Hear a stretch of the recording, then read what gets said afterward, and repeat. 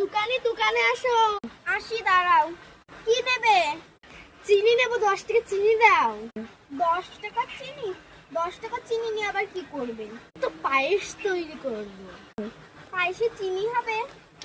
পায়েসে চিনি হবে? থাক, আমার কি, আমার 10 টাকা চিনি দিতে বলেছে, দি। আমার আবার অত দরদ দেখিয়েছিলাম। হাতটা পাতো। এই না, 10 টাকার এইটুক চিনি? তোমার ভাগ্য ভালো, আমি তোমাকে 2 গ্রাম বেশি দিয়েছি। 10 টাকা এইটুক দিয়েছি, তাও বলছো বেশি দিয়েছি। আর একটু বেশি দাও, এইটুক হবে। পিছন ঘোরো। দিচ্ছি, নাও পিছন ঘুরলাম। ইয়া, 10 টাকার চিনি এইটুক বলে পরে একটু চেয়েছি বলে লাথি মেরে ফেলে দিলে। বেশি বেশি, এমনি 10 টাকার চিনি 2 গ্রাম বেশি দিয়েছি।